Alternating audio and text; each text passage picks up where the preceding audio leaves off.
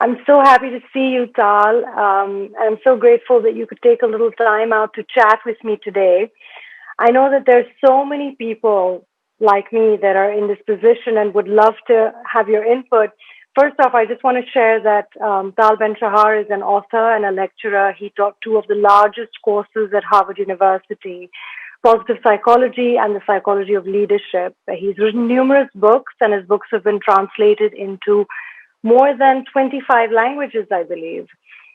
So, welcome to our little soiree. Carl, I wanted to know, we are at that time, we're very close to Thanksgiving is just around the corner. And, since the onset of COVID and some cities shut down and most of March and onwards, we've been good troopers. We've all been hanging in there. But a lot of us, a lot of people are feeling, I'm sure you're feeling as well, your family, we're sort of at that point where it feels like the end of the end of the rope and the end of the road. Could you please highlight and talk a little bit about the scientific benefits of gratitude? We have grown up in tradition. Spiritually, people talk about the benefits of gratitude all the time. But there is scientific evidence behind gratitude, and it's so much a part of your teaching. Could we talk a little bit about that? Sure. So first of all, it's good to see you, Tanya, and I'm grateful that we're having this conversation. And you're right. These are challenging times, and it seems like a little bit like, well, I guess two metaphors. One metaphor would be Groundhog Day, same thing again and again and again. And the other metaphor that I and many others invoke during these times is that of a roller coaster. So we wake up in the morning and we get bad news, but then the following day suddenly there is the possibility of a vaccine, and what do we do with it all? How do we survive and potentially thrive as much as we can during these times? And I think the first thing, and I talk about this a lot, is Demi Lovato has this beautiful song, "It's Okay Not to Be Okay." And I think that's the first thing we need to embrace during these times. It really is okay not to be okay. And, I must say, I find it myself where I say, Tal, you've got so many tools from the science of happiness, from positive psychology. You should be feeling better than you're feeling during this period. But this should immediately elevates the anxiety. It immediately takes the frustration to a higher level.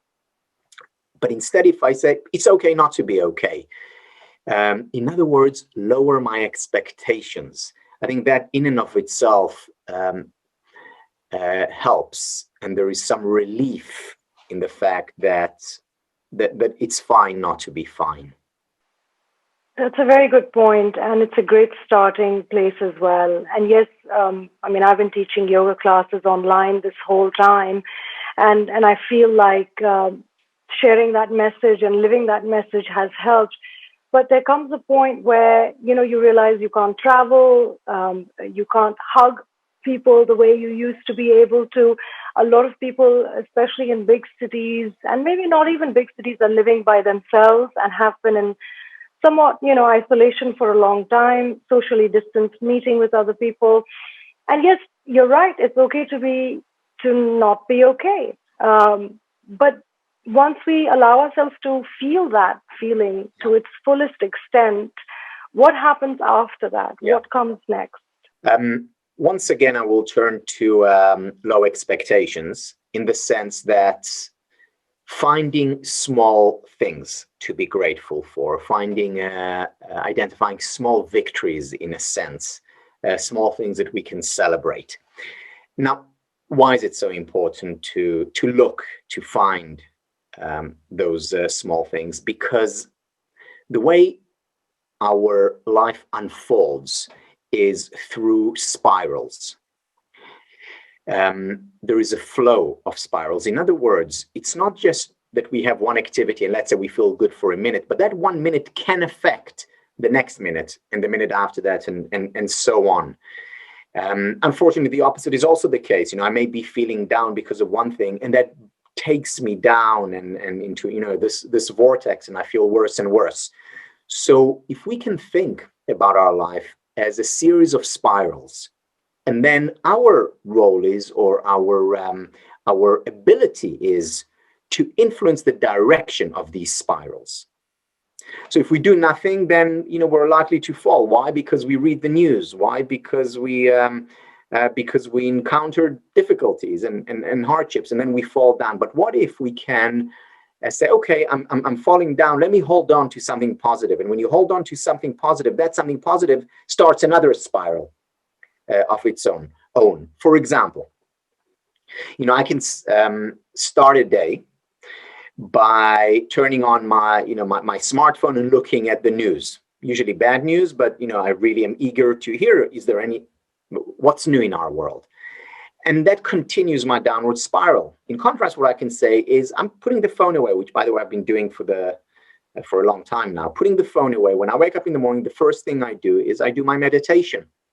Now, when I do my meditation, I focus on the physical sensation, and essentially what I'm focusing on, whether I explicitly think about it or not, is the miracle of life.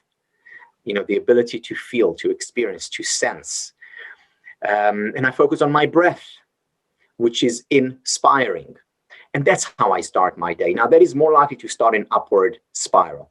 During the day, when things are not going well, I can just stop and say, okay, what's one thing that I can be grateful for now? It reminds me, I have a couple who are very good friends of ours, and they were having this mega fight one day, and they were going at each other's throat, and suddenly the wife stops, and she says to her husband, okay, tell me one thing you like about me, just one thing. And first of all, he started to laugh and she started to laugh, so that broke the the momentum, the negative momentum. But the other thing, once he actually did that, and then she thought of one thing, that was an initiator of a spiral. And that, of course, changed. I mean, they continued to fight about it. It was something that was important to both of them, but it was from a different place. So we can continue to have difficult times now because, reality is reality. We're not going to change the external reality necessarily, but we can certainly change the way we perceive that reality and experience it. And we can do it with small tweaks, small changes, small victories, small appreciations. I like that very much. And I think that was almost easier when the other added challenge at this time of the year is that it's getting colder. A lot of people can't go out as much or take long walks or do their outdoor activities. But perhaps we could share maybe 5 things or 3 things that people could invite into their lives that are smaller things that could feel like small achievements in the day, that keep us going. It's interesting. I was watching a conversation. Matthew McConaughey has written a book called Green Light, and it's about, basically, it's quite spiritual in nature, and it talks. One of the things he talks about is also, having a discipline, living a disciplined life in chaos, when you're faced with chaos. And I know you've talked about things like that in different ways at different times in your teachings as well, that these become kind of like anchors. And exercise, you always say, is a very important thing. A lot of us know that. Eating well is one of those things. Sleeping right is one of those things as well. And in this time where I feel like we're down to bare bones, we can't really do a whole lot. It's definitely getting colder here in the Northeast as well. What are the few simple things that you could suggest that people could imbibe in their lives that could sort of keep them afloat at least for some time?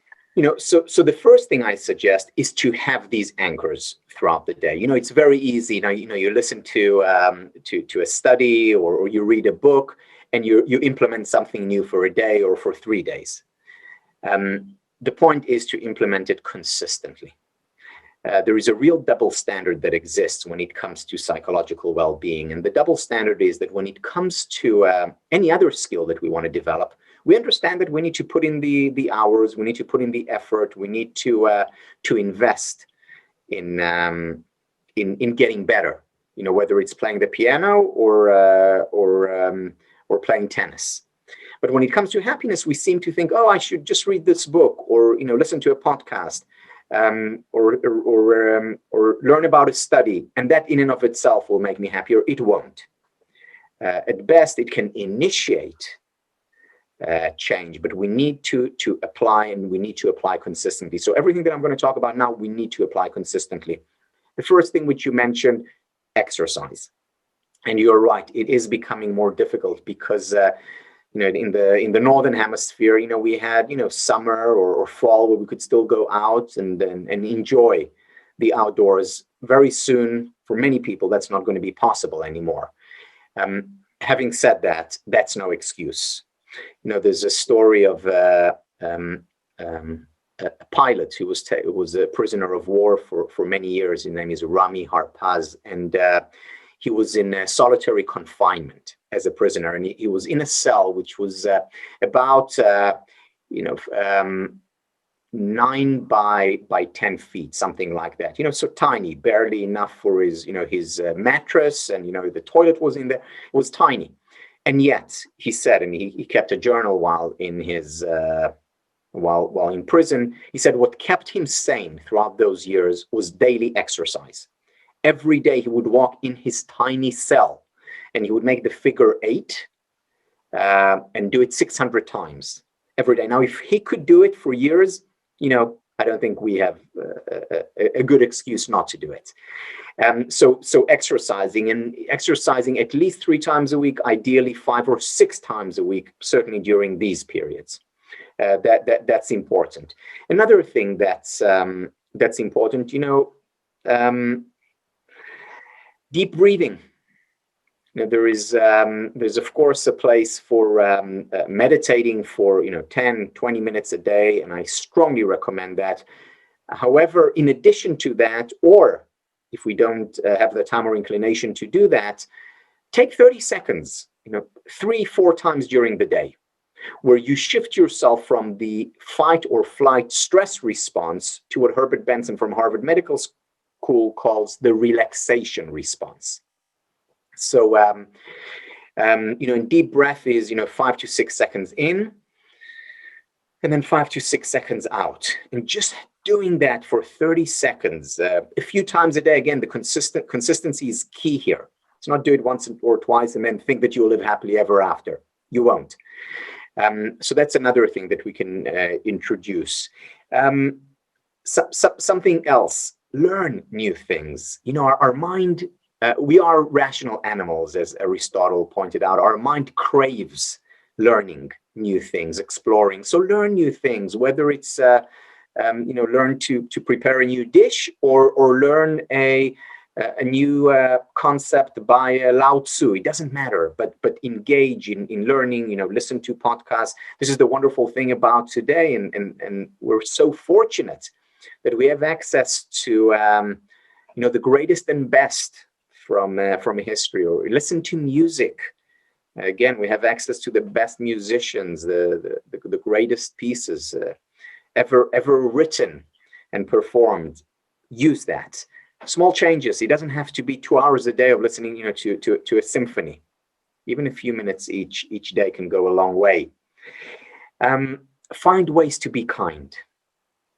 Anne Frank once said, you can always give something, even if it is only kindness. So find ways to be kind to your parents, by speaking to them and listening to your best friend, or kind to your children, or kind to your friends, and of course, kindness towards yourself. If you were your friend, what would you do for you? And do that, indulge. And finally, we are nearing on Thanksgiving. Find things to be grateful for.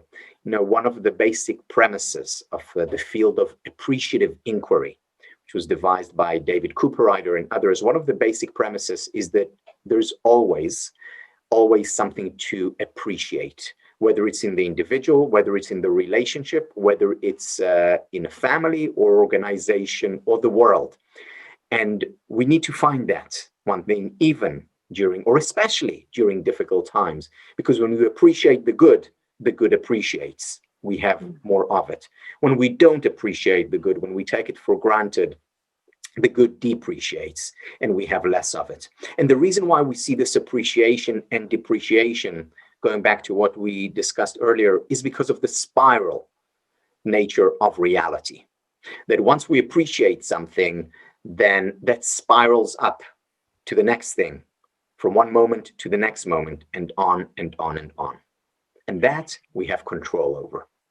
It reminds me of Rainer Maria Rilke, what he said about, some, and I paraphrase, but there's a beautiful quote which suggests that every moment of existence is like a moment of gestation. It is gestating the next moment. So if this moment is lived well and it's lived with humility and gratitude, then it will be the ground upon which the next thing will be built.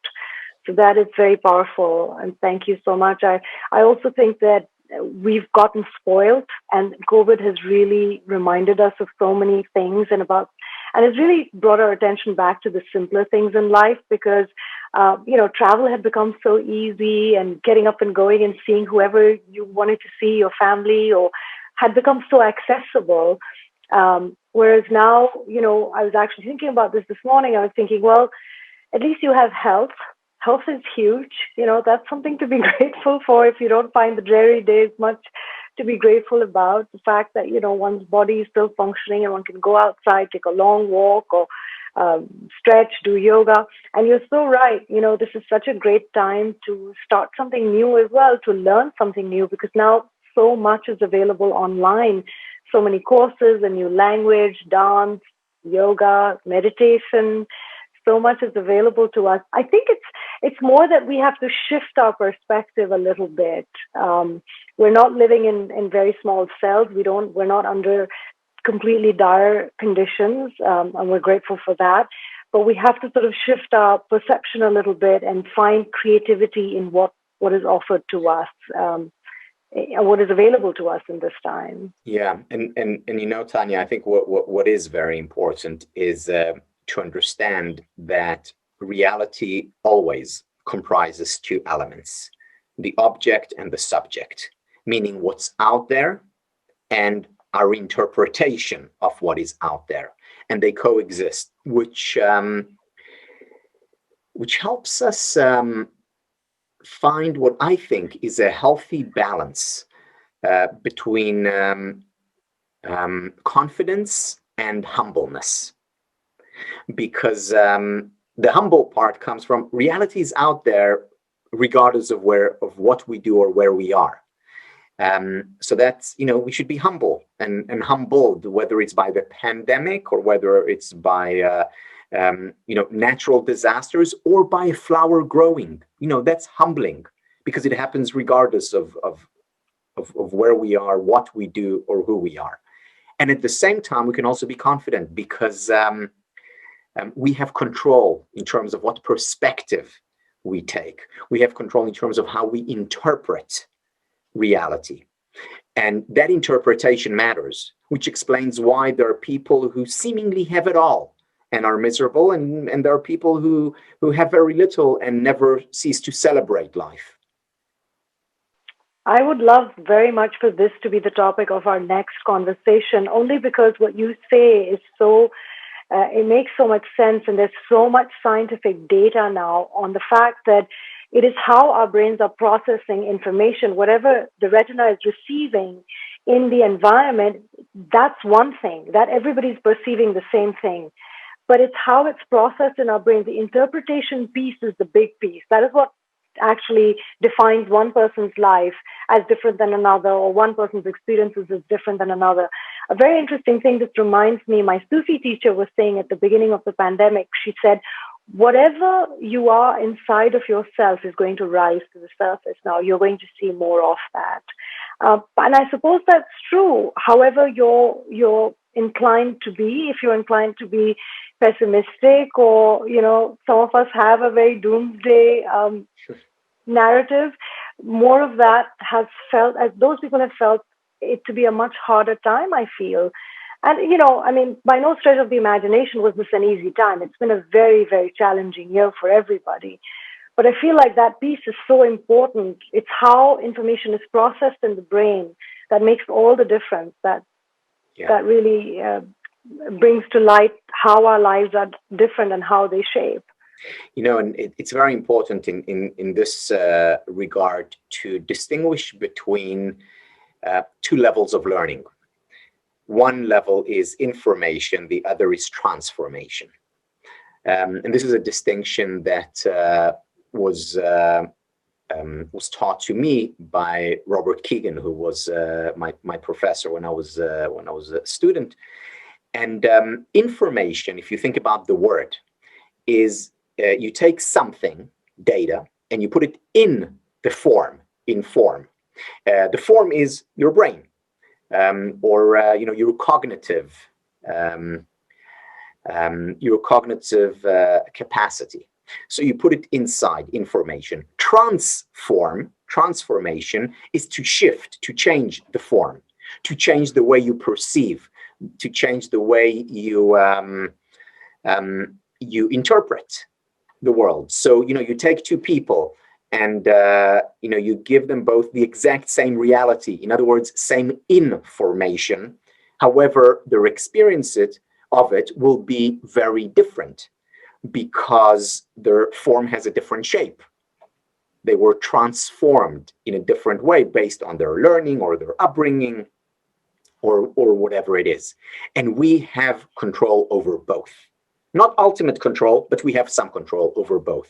We can certainly determine what information comes in, what we consume, and we can certainly, literally, change the shape of our brain, of the form that takes in information. In other words, we can experience transformation. I love this. I love this. And just talking to you has made the sun come out bright. It has been such a dreary day all along, and suddenly it's all filled with positive energy. You guys have to check out Dr. Tal Ben Shahar's work. He runs the Happiness Academy. I've attended several lectures, and it is life transforming. It's just valuable information that will just contribute to thriving in life, just feeling your life fully. And if you feel like you've been stuck in certain patterns, it will certainly help you unhinge from them. Thank you so much, Tal. It's lovely to talk to you as always. Thank you, Tanya. Once again, thank you for all the amazing work that you do.